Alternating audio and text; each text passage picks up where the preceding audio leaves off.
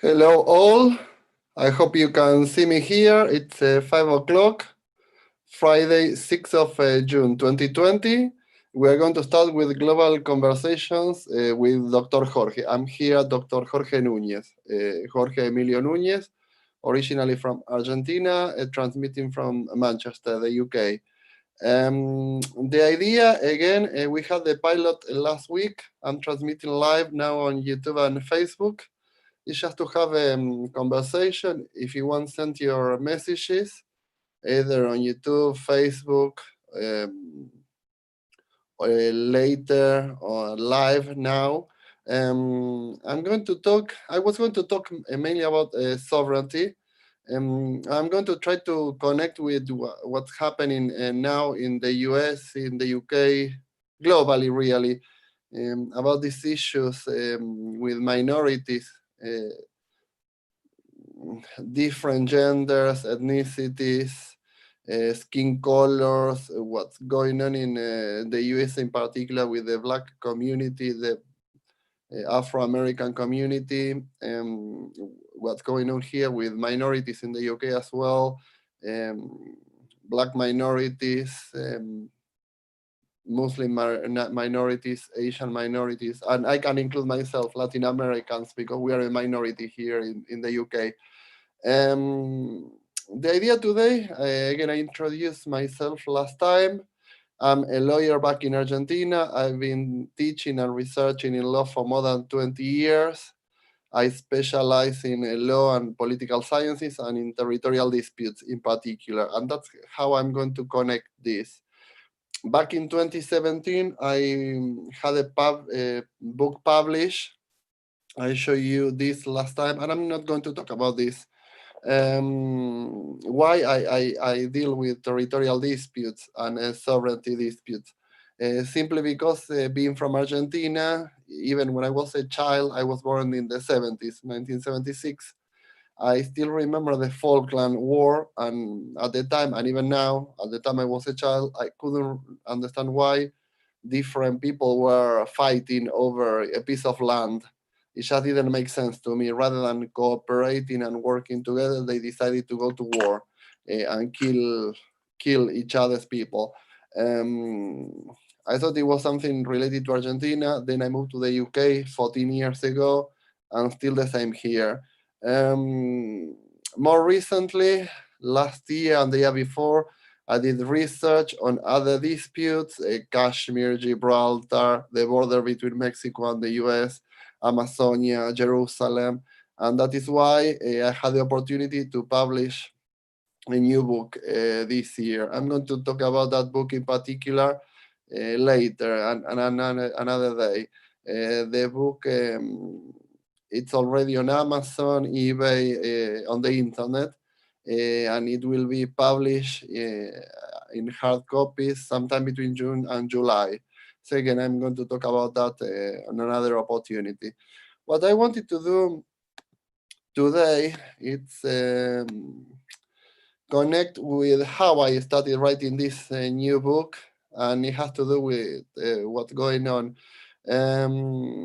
We tend to talk worldwide about poverty, whether some countries are more developed than others, some societies have more access to certain resources than others, and so on.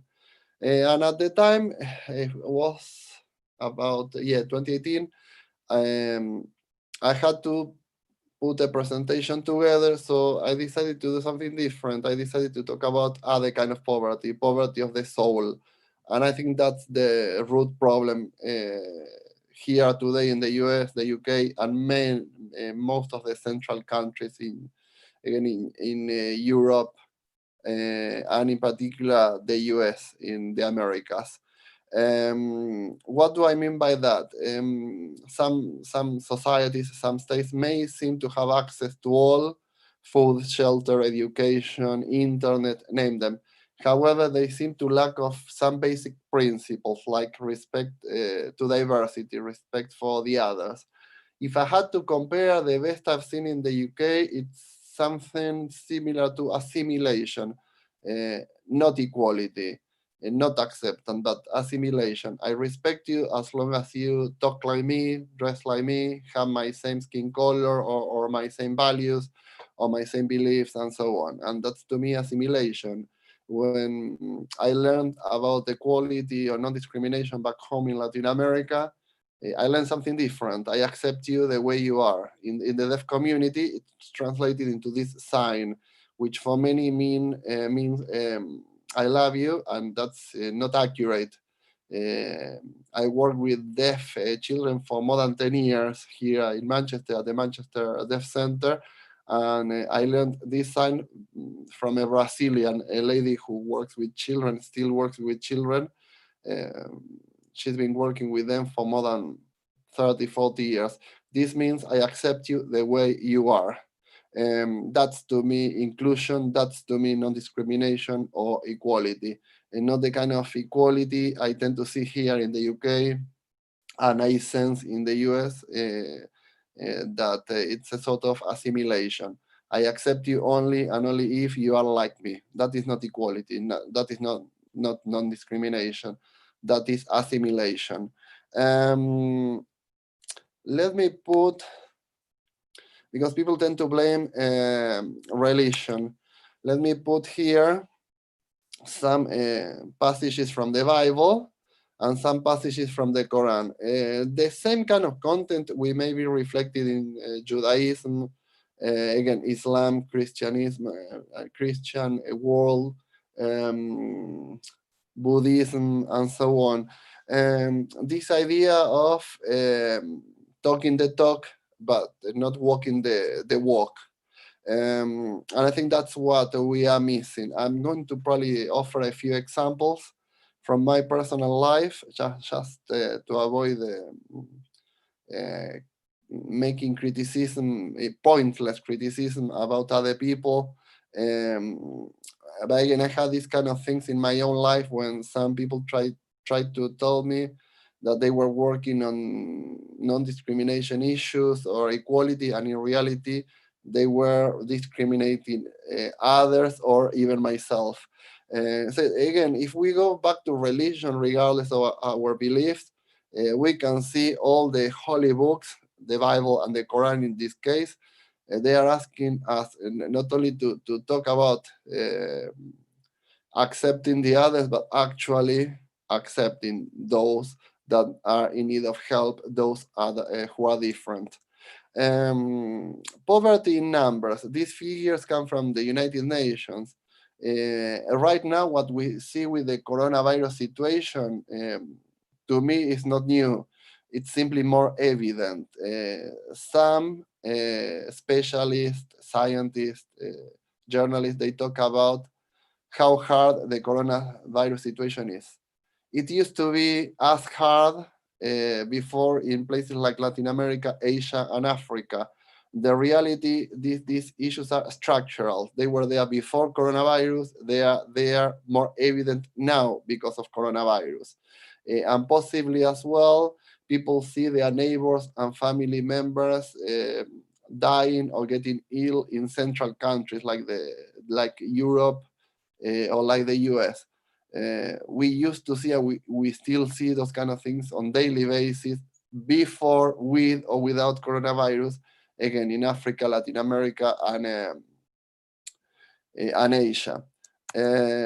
Here we have some figures. The figures are staggering, again, coming from United Nations, and I'm not going to talk about them in detail today. Here we have 1 in 9 people in the world today are undernourished.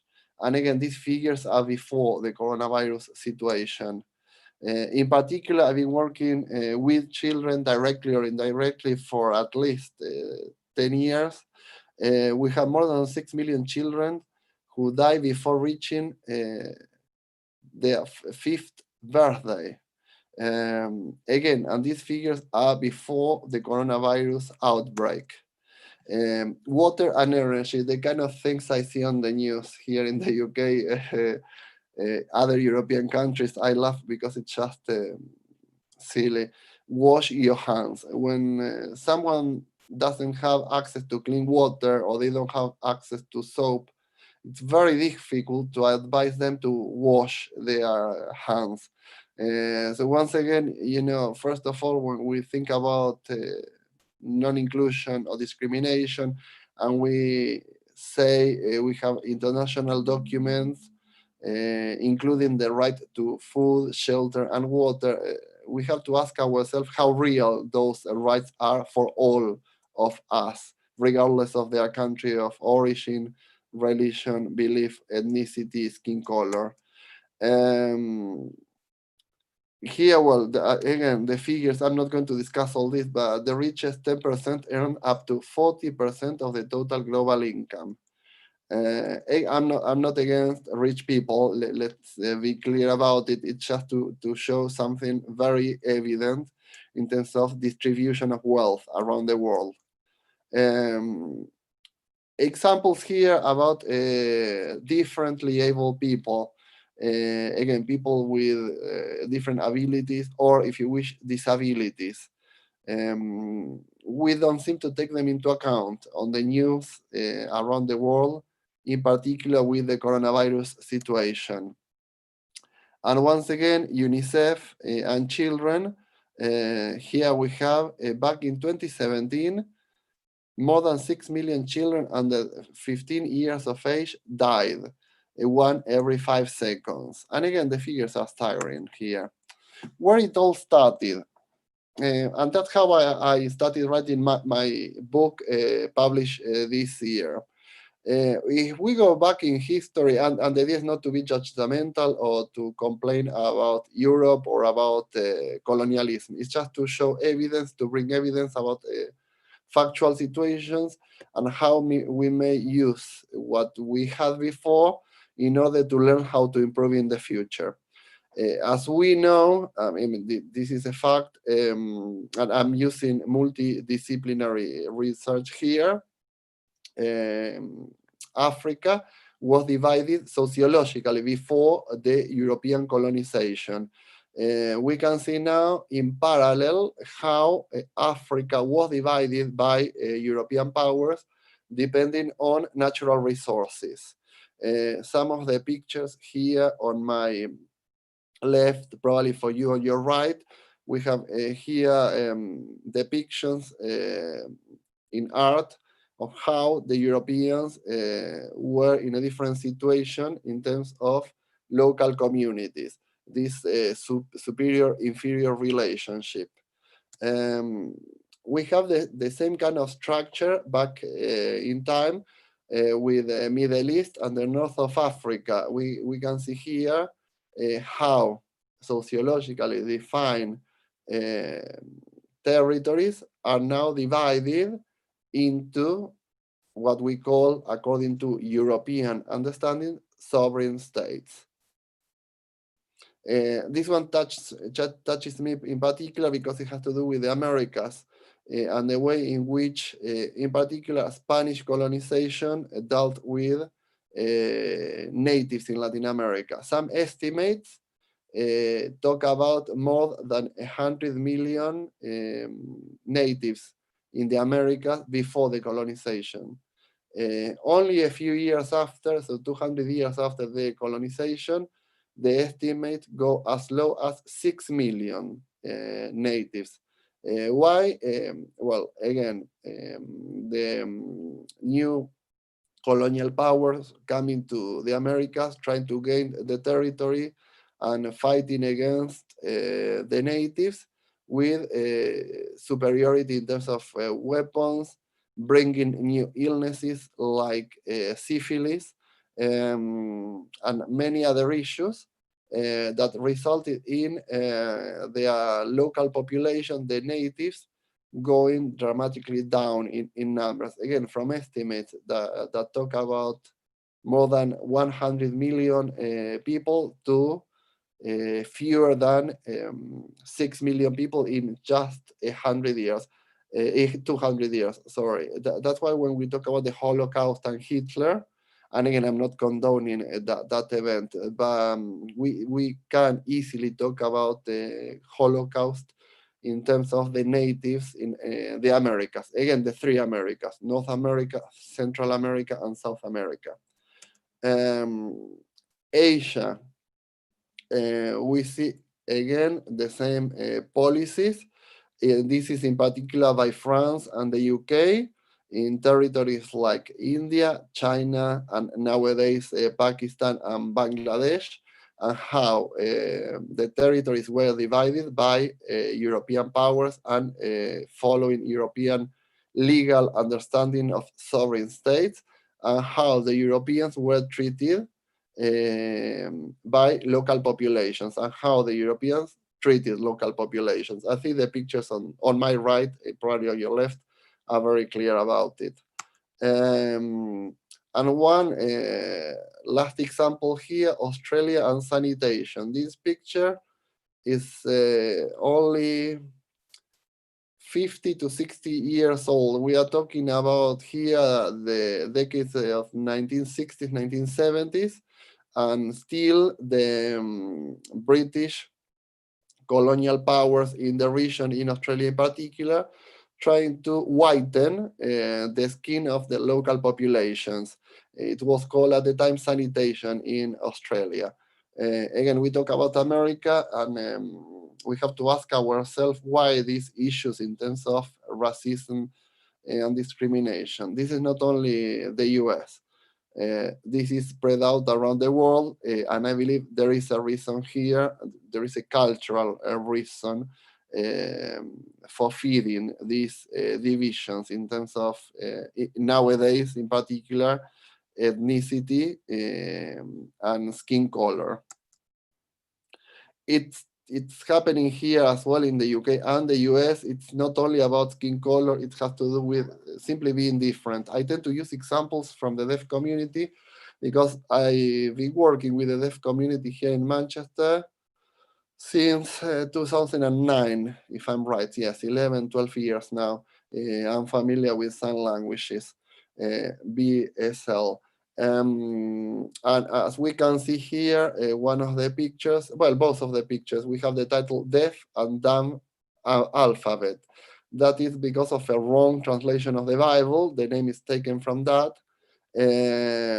But we can see here in history how a group of people with different abilities. In Latin America, we don't talk about disabled people, but we talk about differently able people, and the kind of labels that are still used in countries like the UK. Now, fast tracking to the present. We cannot talk about colonialism. Probably it's not politically correct talking about colonialism. And I have to make clear, this is not a speech trying to defend the right or the left understanding. I'm just trying to state the facts. Before we had the imperial powers like the UK, France, Spain in particular, nowadays we may have different means, mainly financial means. It may sound a speech coming from the left. However, I added here a cartoon including Obama when he had the campaign to be the president. If we remember, he promised all of us global peace, and he was going to solve problems like the Middle East, Jerusalem in particular, Cuba.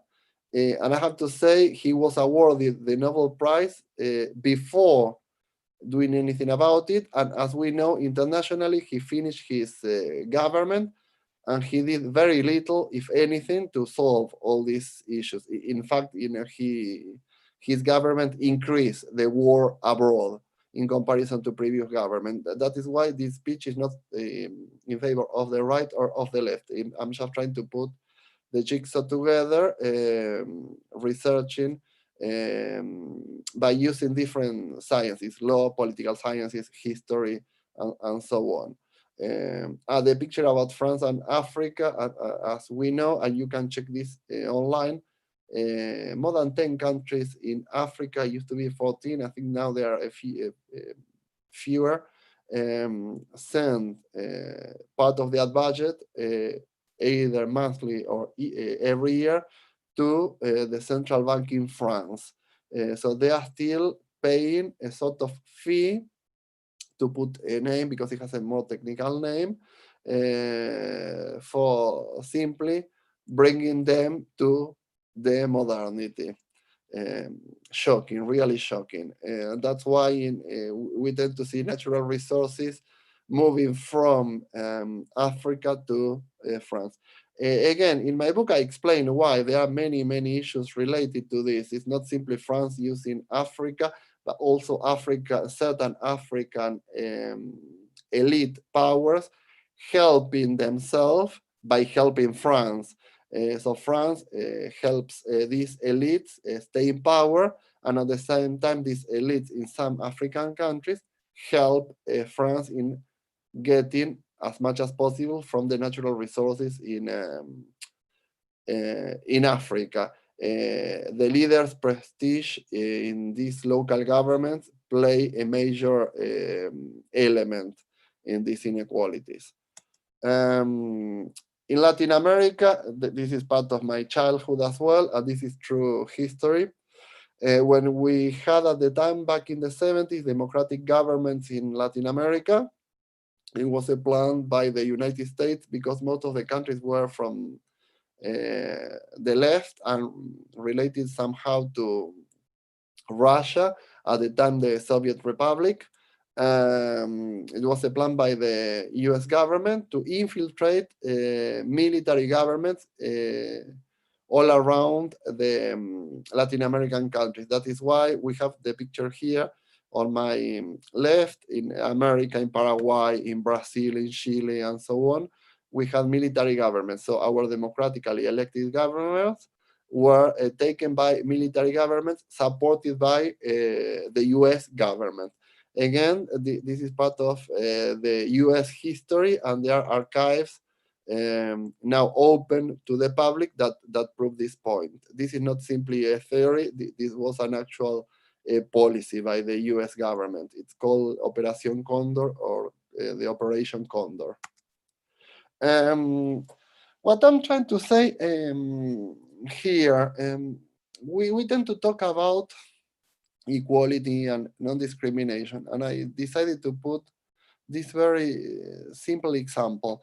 A few years ago, I traveled to Colombia. From Bogota, the capital city, I had to travel to the coast, the Caribbean coast in Colombia, to a place called Santa Marta. From there, it's a short flight. I think it was 2 or 3 hours long. From there, I had to take a coach because I wanted to visit a particular town, Aracataca, this building in yellow. Aracataca, it's the birthplace of my favorite author, Garcia Marquez, Gabriel Garcia Marquez. One of his many books, you may know, 100 Years of Solitude. When I traveled there, I stayed all day there. And on my way back, again by coach, it was a very, very thin road on the left and on the right. Vegetation, mainly banana trees, banana plantations. And at the point we had to stop because there was a demonstration, fire, and the road, again, a single road, very, very thin, was cut, fire in the middle, by probably 50 or 60, I would say teenagers, very young people, female and males, mainly males, with masks. They had weapons, by weapons, rocks, stones, and branches, just to defend themselves in case the police did something.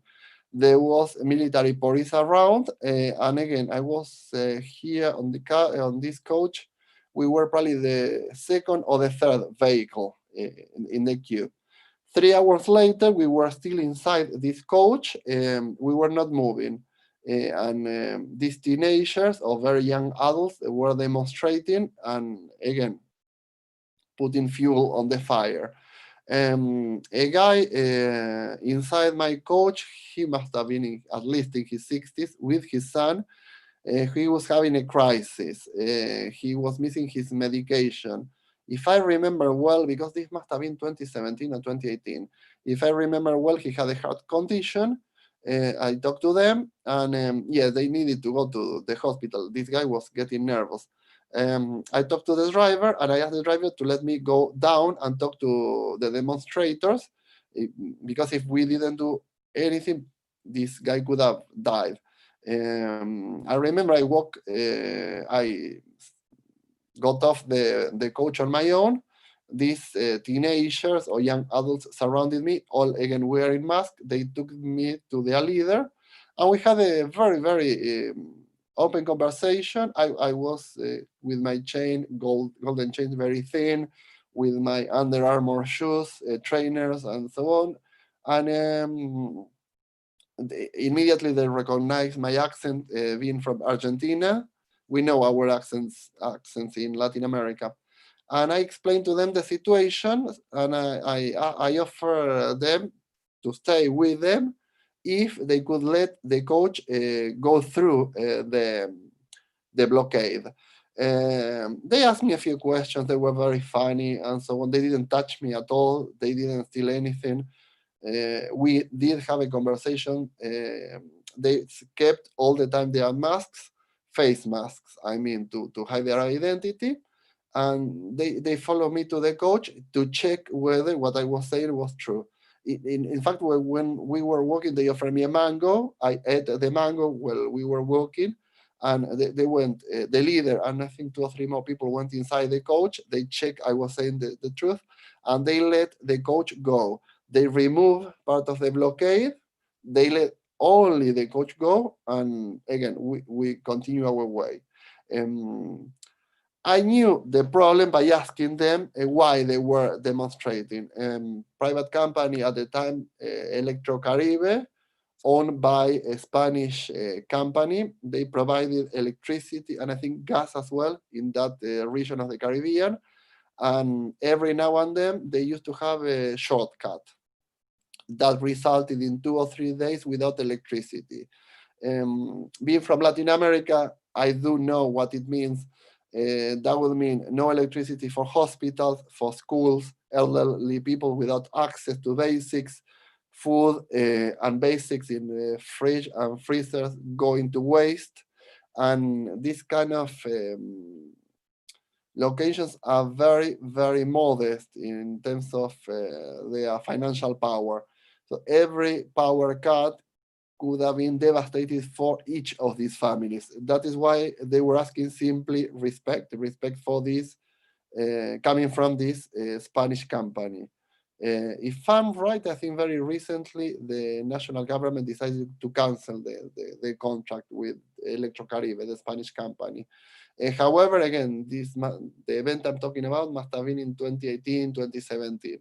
And what I'm trying to say, these very young adults were very open to have a talk with me, and they let me explain the situation when I empathize as well with their situation. I didn't know why they were demonstrating. Coming back, the picture on the top with the Union Jack or the British flag. This is the location I'm living in here in Manchester. It's called Denton, the northwest side of Manchester. It's a working class neighborhood. I remember at the time, must have been at least 5, 6 years ago, I got my permanent position here in the UK. So I decided to look for a mortgage and for a property. I was already living here in this area, 6 miles away from Manchester city center, about 10 kilometers from Manchester city center. Again, it's a working class neighborhood, and I really like the place.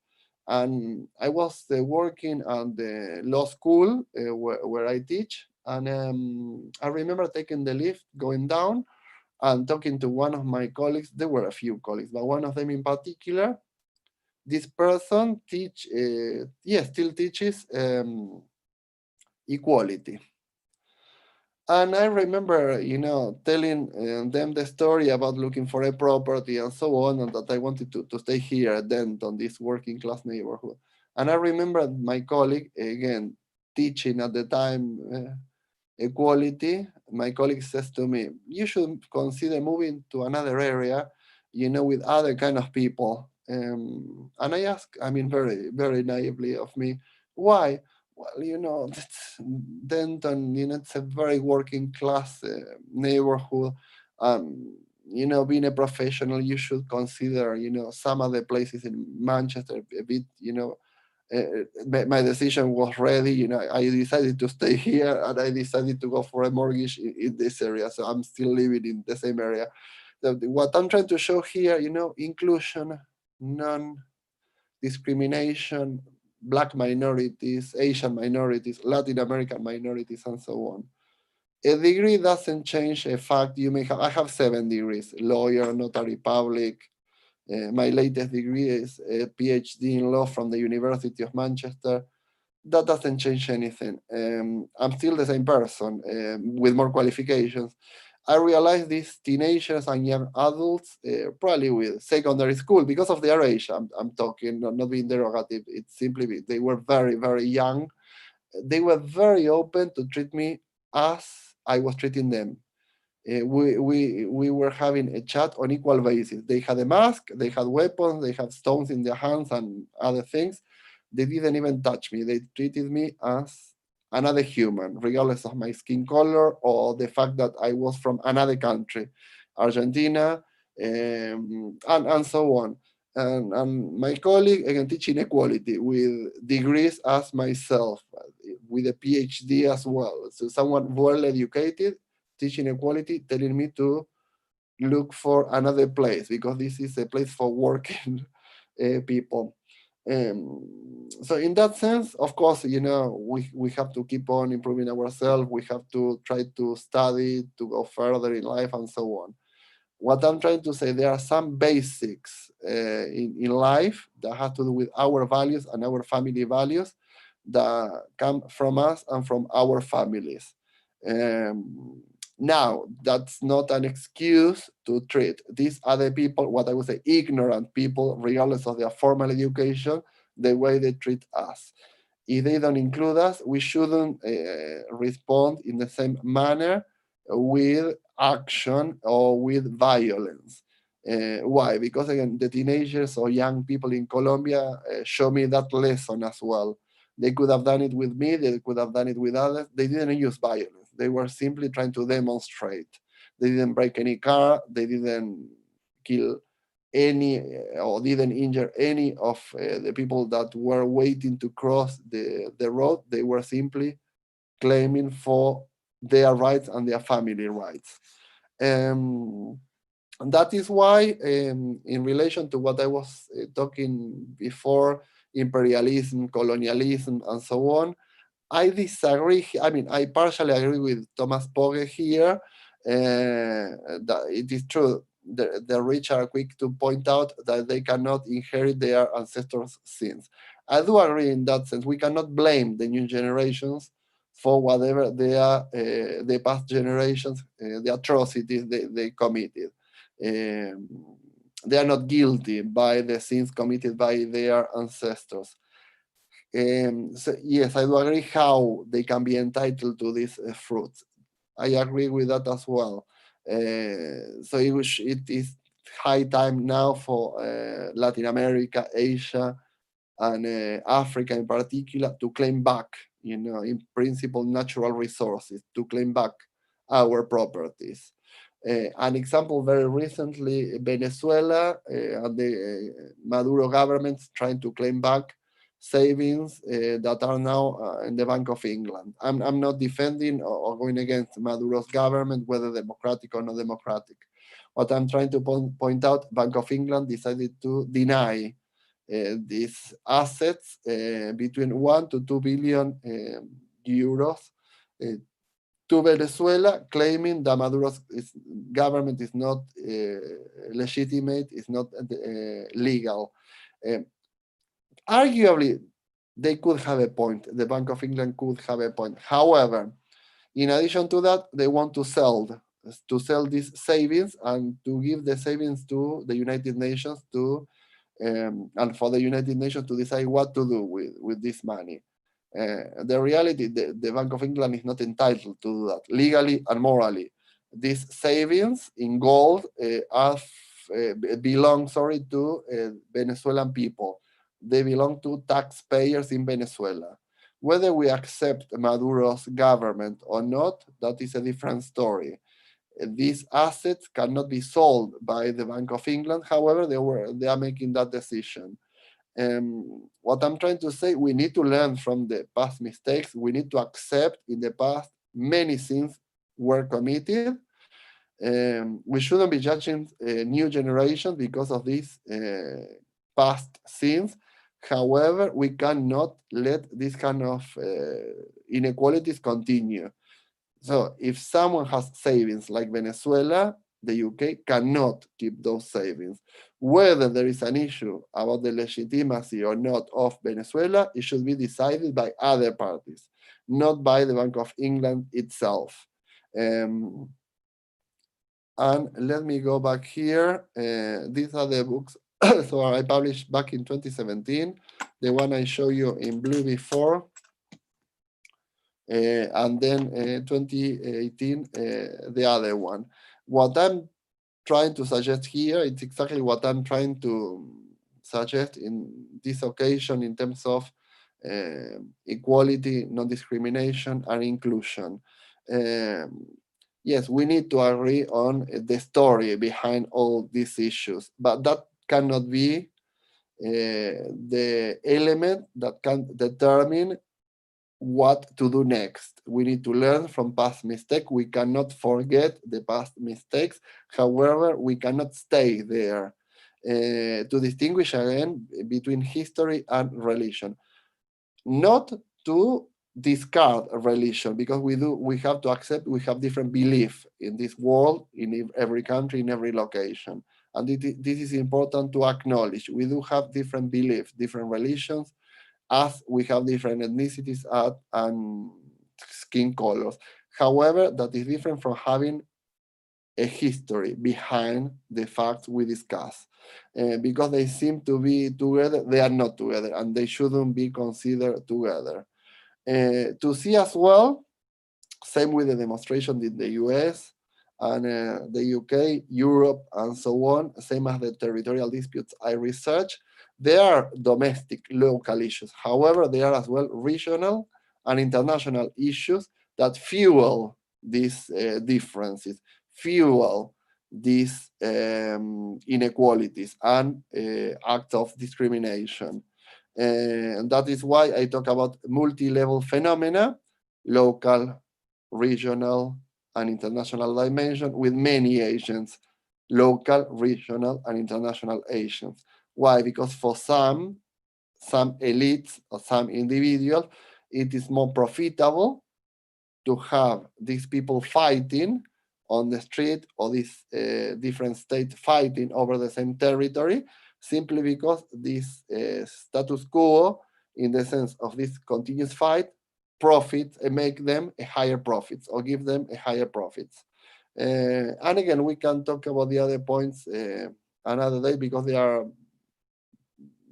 harder to explain and it would take longer to explain today. To me, again, same, I talk about territorial disputes could be replicated at the level of the individual in civil societies.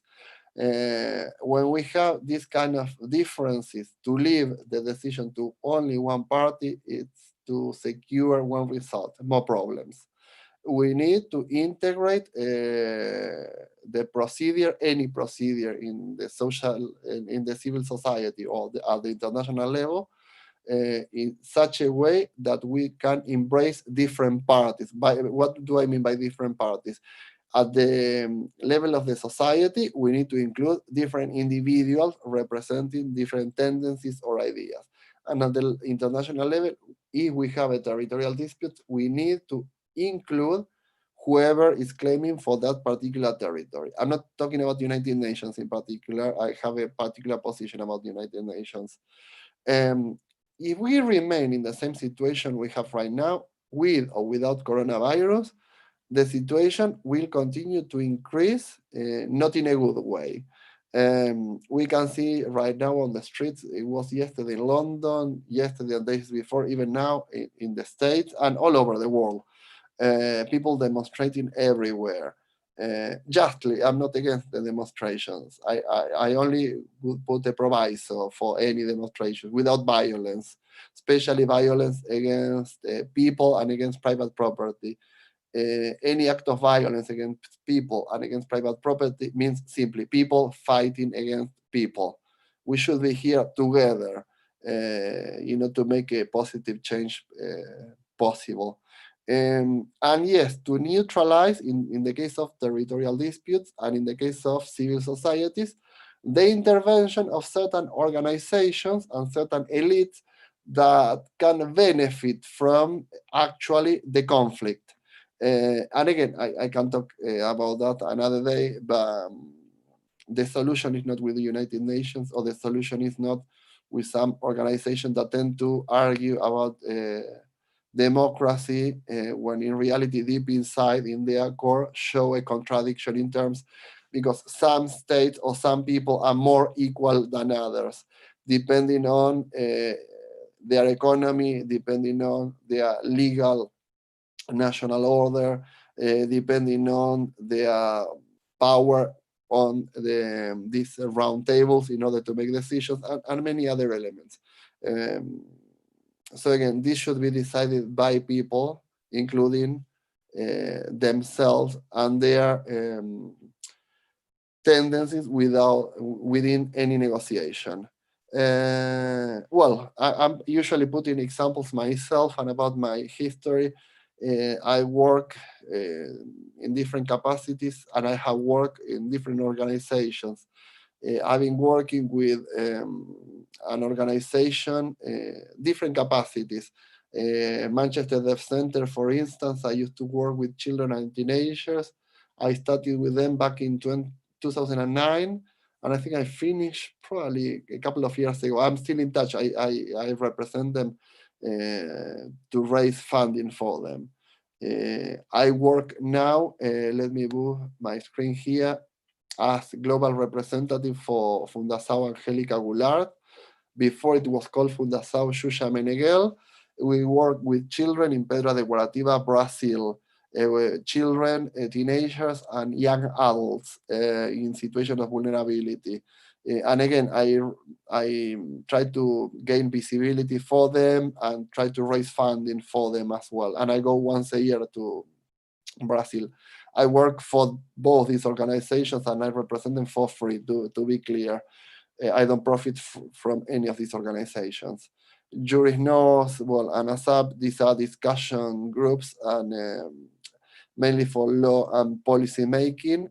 I'm one of the chairs for Juris North, and I chair the Academic Stand Against Poverty UK chapter.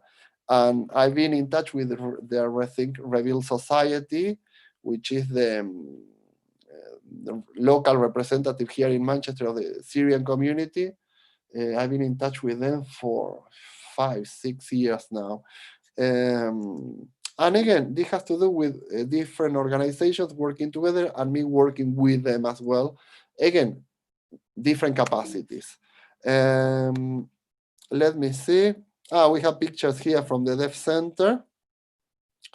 And then from the foundation here in Brazil, different teams. My team, the Deaf Center at the time, back probably in 2017-18, and this picture from Brazil, the one on top, would be on my left, probably on your right. Our Brazilian team, this picture is from 2018, if I'm right. And to finish off, a sign I'm still using. I learned this sign probably 30 years ago. The blonde lady at the bottom, she's Xuxa, and she explained this sign. She came from Brazil to Argentina to work for children, a TV host, a musician, activist, and so on. She came to Argentina in the 90s, if I'm right. And she explained here in Portuguese, if you accept me the way I am, then you love me. And that is exactly the meaning. That's what we mean in Latin America by inclusion or non-discrimination. I accept you the way you are. That is why I love you. And this sign says it all. That is why here when we see the Pope in the middle and the latest picture on top, We see on the news that they usually say he learned that sign in the Philippines. That is not true. The Pope, as we all know, he's originally from Argentina. The Pope learned that sign, the sign of inclusion, the sign of accepting the way you are, from Shusha when Shusha was working back in Argentina in the 90s. And the Pope was working as an archbishop in Buenos Aires city, the capital city of Argentina. So once again, instead of non-discrimination, equality, and so on, and the take or the understanding coming from Europe, I accept you as assimilating you. We need to change. We need to shift the gear and start defining inclusion and non-discrimination as exactly this sign. I accept you the way you are, and that is why I love you. Thank you very much for listening. I'm going to leave now the share here. And again, I'll probably be here again Friday next week. I'll try to start early just to include people from China. I'm conscious now, I didn't know this, but I'm conscious now about the time difference. So 3 p.m. British summer time would be something like 10 p.m. In Beijing. And it will be something like, if I'm right, 8 a.m. in Denver, Colorado, on that side of the world. So I'll probably move the next presentation slightly earlier. I'll see you again next Friday. It would be Friday the 13th of June at 3 p.m. British summer time. In the meantime, if you want to say anything, if you want to send me any kind of message, my YouTube, my Facebook account, my webpage, Dr. Jorge, as it's here, drjorge.world. It's drjorge.world, and you can see a contact tab. You can send me any message there. And if you want me to talk about anything in particular, feel free to ask. And again, I'll do my research. I will talk about it. If you'd rather have a face-to-face conversation, we can have a Zoom conversation rather than this monologue. Thank you very much for listening. Thank you very much for watching. And again, remember this, inclusion. I accept you the way you are, and that is why I love you. Mutual respect, and any demonstration, please go for them, but the only proviso, without violence, without any kind of violence to people and to private property. Thank you very much, and until next time. Bye.